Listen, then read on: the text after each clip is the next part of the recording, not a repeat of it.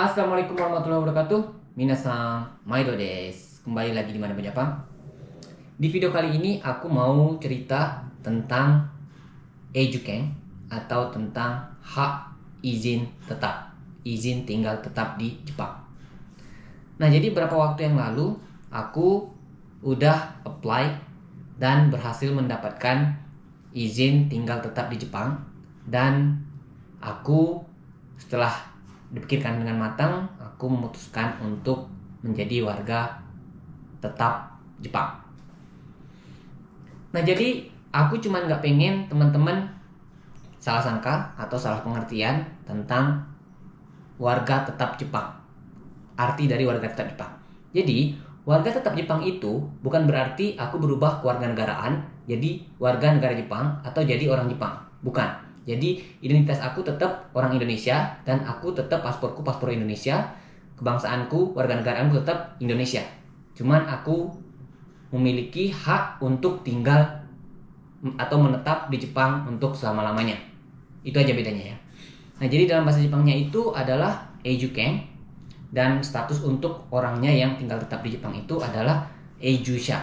Jadi orang yang punya hak untuk tinggal tetap di Jepang. Nah, jadi untuk persyaratan pengurusannya itu memang ribet banget, ada banyak banget persyaratannya, dan semuanya itu tertera di websitenya imigrasi di Jepang. Nah, jadi aku nggak akan ngejelasin tentang detail untuk syaratnya, tapi memang itu banyak banget. Tapi di video ini aku cuma mau bahas tentang apa aja manfaatnya kalau kita dapat Ejuken atau hak tinggal tetap di Jepang. Terus siapa sih yang bisa apply atau bisa untuk mendapatkan hak tinggal tetap di Jepang ini. Nah guys, kalau kalian bisa dapat Ejuken atau bisa lolos seleksi Ejuken, itu ada banyak banget manfaat yang bisa kalian dapatkan. Salah satunya adalah kalian nggak perlu perpanjang kartu Zairu Card atau kartu KTP ya, kartu izin tinggal di Jepang. Nah guys, kalau kita mendapatkan Ejuken atau mendapatkan hak untuk tinggal tetap di Jepang lama-lamanya, itu ada banyak banget manfaat yang bisa kita dapatkan. Yaitu yang pertama, udah tidak ada lagi masa berlaku di kartu Zairu Card atau kartu izin tinggal kita di Jepang. Jadi biasanya itu izin tinggal atau masa berlaku kartu Zairu Card itu berdasarkan visa, jenis visa yang kalian punya. Jika kalian visa pelajar untuk misalnya bachelor degree itu berarti 4 tahun. Maka masa berlaku kartu kalian pun itu biasanya 4 tahun. Kalau untuk misalnya sekolah bahasa Jepang 1 tahun berarti 1 tahun. Atau untuk visa kerja itu ada yang 3 tahun, ada yang 5 tahun. Nah, setelah itu kalian harus perpanjang lagi. Nah, tapi kalau kalian dapat Ejuken, itu kalian nggak perlu perpanjang. Jadi nggak ada istilahnya masa berlaku. Jadi izin tinggal kita itu selama-lamanya, forever pokoknya. Nah, tapi untuk kartunya itu harus diperbarui. Jadi memang kartu itu kan ada umurnya. Jadi yang namanya bentuk fisik dari kartu itu kan bisa saja rusak, lecet, retak, atau patah segala macam. Nah, jadi itu harus diganti. Nah, untuk penggantian kartunya itu 7 tahun guys kalau punya aku ini. Jadi aku dapetin Ejuken itu 2022, jadi aku harus perbarui kartunya itu 2029 supaya dapat kartu yang baru lagi, terus sama kita update foto. Karena kan kita pasti bertambah usia ya, tambah umur. Nah, kemudian manfaat yang berikutnya adalah kita akan lebih leluasa dalam bekerja atau beraktivitas di Jepang. Jadi tidak ada batasan kita untuk beraktivitas di Jepang. Nah, kalau misalnya aku dulunya itu working visa, jadi aku cuma bisa bekerja di perusahaan yang tempat aku bekerja. Jadi aku nggak bisa melakukan aktivitas yang lain. Misalnya aku mau bikin perusahaan di sini, aku mau wira swasta, itu nggak bisa. Atau mau kerja di tempat lain, itu nggak bisa. Nah, karena memang statusnya itu aku dibatasi. Jadi status bekerja dan itu ada jurusannya. Jadi ada bagiannya. Kita bekerja di bagian apa? Nah, kalau aku dulu bagian internasional ya. Jadi kayak orang Jepang, orang asing yang tinggal di Jepang yang bekerja untuk urusan internasional kayak gitu. Nah, tapi dengan mendapatkannya ini Ejuken atau sebagai Ejusha atau orang yang tinggal permanen di sini, itu aku bisa lebih leluasa lagi beraktivitas. Kalau seandainya nanti aku capek atau udah males dengan kerjaan yang sekarang, aku bisa berhenti, aku bisa bikin perusahaan sendiri di sini, lebih gampang pengurusannya. Bisa wira swasta juga, terus bisa juga melakukan kegiatan yang lainnya di samping dengan bekerja. Itu manfaat yang kedua.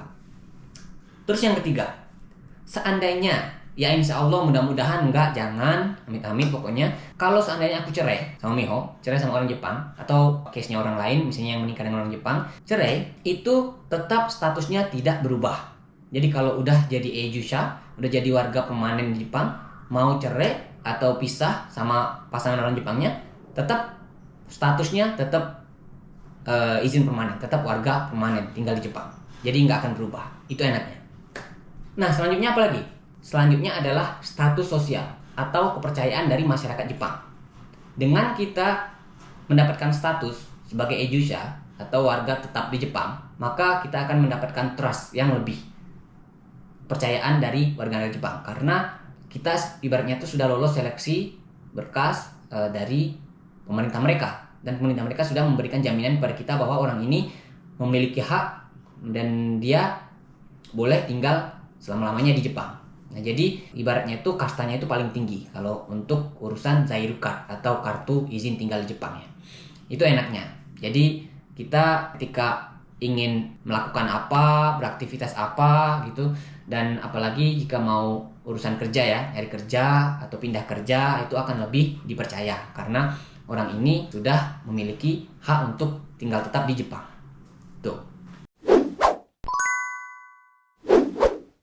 Nah, itu tadi untuk beberapa manfaat ketika kita sudah mendapatkan izin tinggal tetap atau permanen di Jepang. Nah, terus siapa aja sih yang bisa dapetin izin tinggal tetap di Jepang ini atau Eijukeng ini? Apakah semua orang bisa? Apakah semua warga negara asing yang tinggal di Jepang ini bisa registrasi atau bisa mendapatkan hak ini? Jawabannya adalah tidak semua. Tidak semua, tapi semua orang berhak atau bisa untuk mendaftarkan atau apply ya untuk mendapatkan Eijukeng ini. Tapi untuk kriteria pemerintah Jepang dalam menyeleksi Eijukeng ini, ada poinnya itu ada 3 yang aku ambil ya. Jadi kita akan bahas 3 poin ini aja. Yang pertama adalah kita taat hukum di Jepang. Nah, jadi pemerintah Jepang di sini melihat apakah kita pernah melakukan pelanggaran, baik itu pelanggaran lalu lintas, pelanggaran kejahatan, pencurian, ataupun apa aja yang bersifat melanggar hukum di negara Jepang.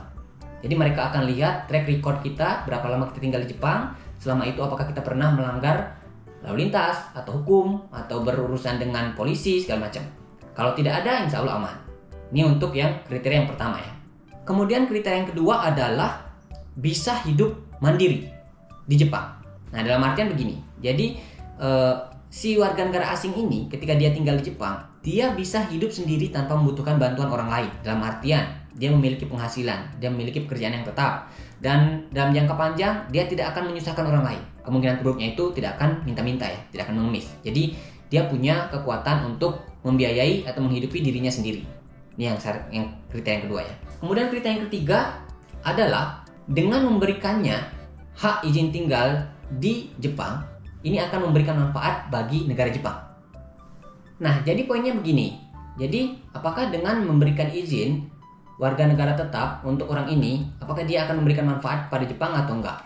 Nah, dalam artiannya begini. Jepang akan melihat apakah orang ini taat hukum tadi yang kriteria kedua, taat hukum, tidak melanggar peraturan. Kemudian apakah dia mematuhi semua anjuran atau kewajibannya, menjalankan kewajibannya selama dia tinggal di Jepang. Seperti membayar pajak tepat waktu dan sesuai dengan peraturan negara, bayar pajak ya, terus juga melaksanakan kewajiban yang lain selama dia tinggal di Jepang. Nah, banyak yang salah sangka jika kita sudah tinggal di Jepang selama 10 tahun itu bisa apply Eijukeng. Enggak juga. Tapi memang itu syaratnya ketika kita tinggal sendiri di sini terus mau apply Eijukeng itu harus tinggal 10 tahun. Itu memang ada. Tapi 10 tahunnya itu juga tetap ada syaratnya ya. Jadi kalaupun 10 tahun, misalnya kita selama 10 tahun di sini, itu kita sering kunjungan ke luar negeri misalnya. Tugas ke luar negeri setahun, 2 tahun, atau pulang ke Indonesia, pulang ke negara kita setahun, 2 tahun, ibaratnya tidak full selama 10 tahun di sini, itu akan diragukan. Jadi walaupun 10 tahun, kalau nggak penuh sepenuhnya di sini, itu tetap nanti akan dipertanyakan. Seperti itu. Nah, untuk orang asing yang menikah dengan orang Jepang itu bisa mendapatkan keuntungan lebih, akan lebih gampang untuk apply Eijukeng ini. Nah, jadi ketika sudah menikah dan usia pernikahannya sudah menginjak 3 tahun, kemudian dia sudah tinggal di Jepang lebih dari 1 tahun setelah menikah ya, itu dia bisa mendapatkan EduCamp. Dalam artian dia lolos untuk masuk persyaratannya ya, untuk bisa apply. Masalah nanti ininya jadi atau enggak, atau lolos atau enggaknya itu kita nggak tahu. Oke, tapi dia berhak untuk apply. Nah, jadi kurang lebih itu aja yang untuk poinnya. Untuk case-nya aku itu karena aku sudah menikah sama Miho dan aku juga sudah lumayan lama tinggal di sini. Jadi aku coba apply aja dan kebetulan aku memenuhi semua persyaratannya. Jadi ya alhamdulillah dapet. Tapi memang ada beberapa kriteria, ada banyak kriterianya. Nggak harus menikah dengan orang Jepang. Jadi tidak semata-mata kalau ingin tinggal tetap di Jepang itu harus menikah sama orang Jepang, itu enggak. Ada banyak cara. Bisa juga dengan orang yang punya skill tinggi, dia punya pekerjaan yang sangat dibutuhkan di Jepang, itu bisa juga. Jadi ada banyak kriterianya. Oke. Dan untuk kartunya ini memang lama untuk proses pembuatannya. Jadi aku dulu apply itu sekitar musim semi, jadinya itu sekitar musim panas. Jadi sekitar mungkin 4 bulan atau 5 bulan. Jadi memang lama banget karena mereka itu melakukan investigasi ya. Jadi setelah dapatkan berkas itu mereka dilihat recordnya semua, track recordnya orang ini tinggalnya di mana, dia datang kapan, sampai dengan kapan, kerjanya di mana. Jadi itu kan memang kita kasih berkas semua itu, kasih berkas, terus apakah dia pernah melanggar peraturan atau enggak gitu. Terus ada berkas tambahan lagi, jadi berkas pajak dulu aku ada yang kurang, itu disuruh minta lagi untuk bayar pajak tahunan kayak gitu, jadi ngurus. Jadi ada berkas tambahannya kayak gitu. Dan akhirnya alhamdulillah sekitar 4 bulan atau 5 bulan itu kartunya jadi, dikirim suratnya. Nah dan dikasihnya udah jadi gitu. Terus aku ambil ke kantornya. Jadi itu memang harus diambil sendiri dan harus orangnya ya, nggak bisa diwakilkan. Nah itu ceritanya. Jadi di video ini tuh aku cuma pengen ngejelasin ke kalian tentang gimana prosesnya atau kriterianya dan manfaatnya apa aja ketika kita mendapatkan hak izin tetap tinggal di Jepang. Tapi bukan berarti kita tinggal selamanya di Jepang itu jadi orang Jepang ya, jadi warga negara Jepang. Tidak. Jadi aku tetap orang Indonesia, aku bangga jadi orang Indonesia, dan KTP ku tetap Indonesia, pasporku tetap Indonesia. Jadi cuman aku bisa tinggal di sini sampai kapanpun yang aku mau. Tapi ya mau gimana pun juga aku tetap bakalan pulang ke Indonesia. Tapi untuk kapannya aku masih belum bisa bilang. Oke, itu aja dulu untuk video kali ini. Jadi mungkin kalau ada yang mau ditanyakan tentang EduCamp, itu kalian bisa komen aja, oke? Atau bisa follow Instagram aku dan bisa tanya langsung. Oke, itu aja untuk video kali ini. Terima kasih banget yang udah nonton dari awal sampai dengan akhir. Jangan lupa subscribe, terus tunggu video selanjutnya dari Mana Bu Jepang. Wassalamualaikum warahmatullahi wabarakatuh. Bye bye.